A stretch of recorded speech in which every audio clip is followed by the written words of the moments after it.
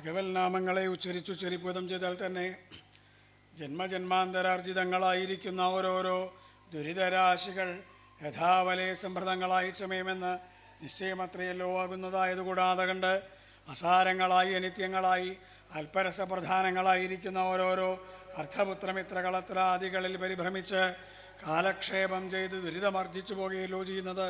അത് മനുഷ്യർക്കത്ര കഷ്ടം. മനുഷ്യജന്മം എളുതായിട്ട് ലഭിക്കുന്നൊരു വസ്തു എന്നാൽ ആയതൊക്കവയും കൊള്ളാം.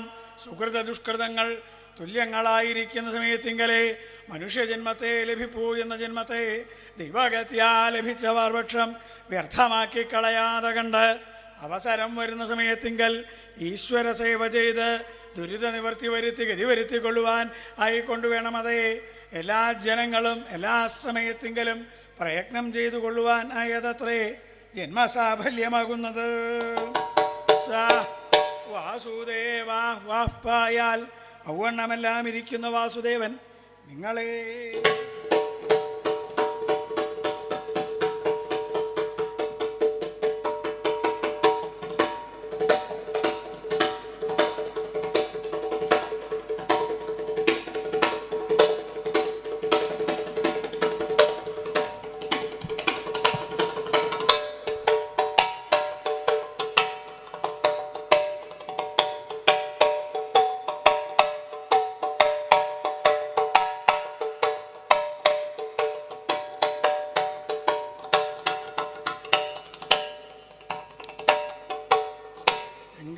ണ്ട് ഭക്തവത്സലനായിരിക്കുന്ന ഭഗവാൻ സ്വാമി ശ്രീകൃഷ്ണൻ്റെ പരമഭക്തന്മാരായ പാണ്ഡവന്മാർ കള്ളച്ചൂതിൽ പരാജിതന്മാരായി വനവാസത്തിന് പുറപ്പെട്ട സമയത്ത് ധർമ്മപുത്രരാകട്ടെ തൻ്റെ കൂടെ പുറപ്പെട്ട മഹാബ്രാഹ്മണർക്ക് ഭക്ഷണം കൊടുക്കാൻ നിവർത്തിയില്ലാതെ ആദിത്യനെ തപം ചെയ്ത് പ്രദത്തമായ അക്ഷയപാത്രത്തിൽ നിന്ന് അത്ഭുതങ്ങളാകിന ഭക്ഷണ പദാർത്ഥങ്ങളെ അനുഭവിച്ച് സുഖമായി അധിവസിക്കുന്ന അവസരത്തിങ്കൽ മഹാരാജാവ് ദുര്യോധനന്റെ അവസ്ഥയാകട്ടെ. ബുദ്ധ്യസിദ്ധ്യതശനോപായാൻ കുരൂണാംബതീശ്രീ ദുർവാസമേകദാ കുട്ടിലധീ ആമന്ത്ര്യനാഗഹ്വയേ ശിഷ്യാണാം അയുധേന സാർദ്ധമധികഃ പ്രജ്യയ്യ സഭോജ്യാദിഭിഃ പൂജ്യന്തം സമഭീഭവൽ സചമുനിത്തുഷ്ടോ വരം പൃഷ്ടവാൻ. കുരൂണാംബതി അവബുദ്ധിയാ കുരൂണാംബതി അവബോധനം ചെയ്തു. കുരുവീരന്മാരിൽ ഏട്ടനായിട്ടുള്ള ആള് ദുര്യോധനൻ. അദ്ദേഹം എണ്ട വിധറിഞ്ഞൂന്നാ. എന്താ അദ്ദേഹത്തിന് മനസ്സിലാവുണ്ടായേ? ഒന്നും മനസ്സിലായിട്ടൊന്നുമല്ല. ഇരിക്കണമൊക്കെ കണ്ടോ, ഓ എല്ലാം മനസ്സിലായി അല്ലേ? ഒന്നും മനസ്സിലായിട്ടില്ല. എന്നാലും പടമൊന്നും ഇങ്ങനെ ഇരിക്കണം തോന്നിയല്ലോ. അതെന്നാ ബാക്കി അല്ലേ? എത്ര നേരെ ഇന്നലെ ശേഷമുള്ള പടം നിൽക്കണു. ഇപ്പം വരേരിക്കാൻ ആരുമില്ല അല്ലേ? ഇങ്ങനെ വരണം തോന്നിയല്ലോ. സന്തോഷമായി അല്ലേ? എന്തോ ഒരു കൂട്ടം മനസ്സിലായി. അങ്ങനെയല്ല, വേണ്ട വിധറിഞ്ഞു. എന്തേ അറിഞ്ഞത്? കുന്തിദേവിയുടെ മക്കൾക്ക് ഭക്ഷണത്തിന് മാർഗമുണ്ടായി. കൗന്ദേയാൻ സിദ്ധ്യദശനോപായാൻ സിദ്ധ്യത്തായിരിക്കുന്ന അശനോപായത്തോടു കൂടിയവരായിട്ട് കൗന്ദേയന്മാരെ അറിഞ്ഞു. ഇതാ കണ്ടോ, 5 പേര് നിരന്ന് പോണം. നോക്ക് തിരിഞ്ഞു നോക്കൂ. 1 2 3 4 5 കണ്ടോ? 5 എണ്ണം. അതാ കുന്തിയുടെ മക്കളാണ് പോണത് 5 എണ്ണം. ആ പുറകിൽ കൈ പൊക്കി നിൽക്കണവൻ ഭീമസേനൻ. കണ്ടറിയാലോ. തൊട്ട് പുറകിൽ മുമ്പിൽ വരുന്ന ആൾ അർജുനൻ. എഴുന്നേറ്റ് ശക്തിയില്ലാത്തവനാ. അവൻ്റെ വിചാരം അവനെ പോലെ ആരുമില്ല. മുമ്പിൽ വന്ന ആൾ ധർമ്മപുത്രരുടെ കാലൻ്റെ മകൻ. അത് മുഖം കണ്ടാൽ അറിയാം, ചായ ഉണ്ട് അച്ഛൻ്റെ. അപ്പോൾ ഈ ഉണ്ണികൾക്ക് ഭക്ഷണത്തിന് മാർഗം ഉണ്ടായി എന്നറിഞ്ഞൂതാ. സ്വതേ മാർഗമില്ലാത്തവരാണോ? അതല്ല, അവർക്ക് ധാരാളം ഭക്ഷണത്തിന് വകയുള്ള ആൾക്കാരാണ്. സ്വതേ അധികാരമുണ്ട്. ഈ അധികാരം സമ്പാദിക്കണേ എന്തിനാ? ഇപ്പോൾ വന്നു പോയില്ലേ നിങ്ങളുടെ മുമ്പിൽ കൂടെ? ഇനിയും വരും. ഞങ്ങൾ ഒന്ന് നേരെയൊക്കെ കൊള്ളണേ, ഞങ്ങളെ കയറ്റി വിട്ടാൽ എല്ലാം ശരിയാക്കി തരാം. ഇപ്പോൾ ഒക്കെ ശരിയായില്ലേ? അനുഭവിച്ചോളൂ, പഠിക്കരുത് കേട്ടോ അല്ലേ? അവരെ കുറ്റമൊന്നും പറയില്ല. എന്താ അവർ പറഞ്ഞു? ഞങ്ങൾ വന്നാൽ ശരിയാക്കി തരാമെന്നാണ് പറഞ്ഞത്. ആരുടെ കാര്യമാണ് ശരിയാക്കണേന്ന് പറഞ്ഞാൽ നമ്മൾ വിചാരിച്ചു നമ്മുടെ കാര്യമാണ് ശരിയാക്കാൻ പോണേന്ന് അല്ലേ? അപ്പോൾ ദുര്യോധനൻ ആലോചിച്ചപ്പോൾ പാണ്ഡവന്മാരെ ഇവിടുന്ന് ഓടിക്കണം തോന്നി. എന്താ കാരണം? സ്വതേ ഭക്ഷണത്തിന് മാർഗമില്ലാത്തവരൊന്നും അല്ല അവർ. അവർക്ക് മാർഗം ഉണ്ടായി എന്ന് അറിഞ്ഞു എന്നാണ് പറഞ്ഞത്. എന്താ വെച്ചാൽ സ്വതേ ഇവരൊക്കെ കാട്ടിലായിരുന്നു. അവരെ മുഴുവൻ ക്ഷണിച്ച് നാട്ടിലേക്ക് കൊണ്ടുവന്നു. എന്താ നിങ്ങൾ അവിടെ ഇങ്ങനെ നിൽക്കണത്? ഇവിടെ എവിടെയെങ്കിലും ഇരിക്കാം, നിങ്ങൾ എഴുന്നള്ള അവിടെ ഇരിക്കാം. ആകെ എല്ലാത്തിനും ഓടി നടക്കാൻ ഈ പാവം മാത്രമേ ഉള്ളൂ. നോക്കൂ, വരൂ ഇരിക്കാം. എന്ത് സുന്ദരനായിട്ടുള്ള ആളല്ലേ! കാട്ടാളന്മാർക്കൊക്കെ ഇത്ര സൗന്ദര്യമോ? കാട്ടിലായിരുന്നു. ഞങ്ങൾ കാട്ടാളന്മാരൊന്നുമല്ല, കുന്തി ദേവി. എന്നാ വരൂ. അവരെ ക്ഷണിച്ച് ഇവിടെ കൊണ്ടുവരണ്ടായത്.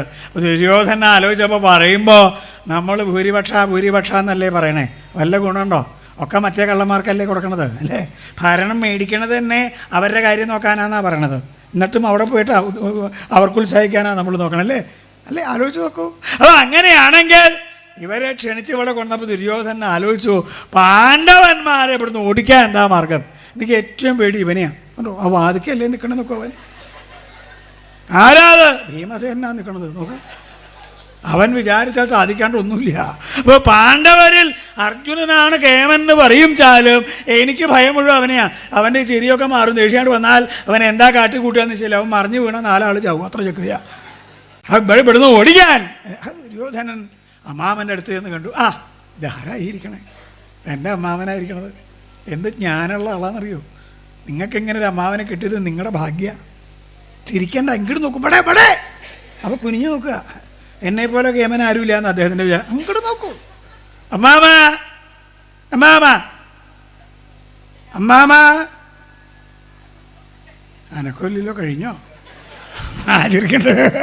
അമ്മാമ, ഈ പാണ്ഡവന്മാരെ ഇവിടുന്ന് ഓടിക്കാൻ എന്താ അമ്മാമ ഒരു ഉപായമുള്ളേ? ദുര്യോധന, അവരെ ചൂത് കളിക്കാൻ അങ്ങോട്ട് വിളിക്കുക. ബാക്കിയൊക്കെ ഞാൻ നേരേക്ക് കൊള്ളാമെന്നാ. ചൂത് കളിച്ച് രാജ്യധനാദികളൊക്കെ പിടിച്ചെടുത്ത് പാണ്ഡവന്മാരെ കാട്ടിലേക്ക് പറഞ്ഞയച്ചു. അപ്പോൾ അനവധി ആൾക്കാർ കൂടെ ഞങ്ങളും ഉണ്ട് പറഞ്ഞ് പുറപ്പെട്ടു. നിങ്ങളാരും എൻ്റെ കൂടെ വരണ്ട, ഇവിടെയാണോ സുഖമായിട്ട് ഭക്ഷണം ഒക്കെ കലയുണ്ടെന്ന് പറഞ്ഞു. ഇവിടെ അല്ലേ വന്നപ്പോൾ തന്നെ വരൂ, അങ്ങോട്ട് പോവാം. എന്തൊക്കെ വിഭവങ്ങളാ അല്ലേ? ഒന്നും കഴിച്ചില്ല തോന്നുന്നു അല്ലേ? നേരത്തെ വരണം, എന്നാലും ഇതൊക്കെ കഴിക്കാൻ പറ്റുള്ളൂ അല്ലേ?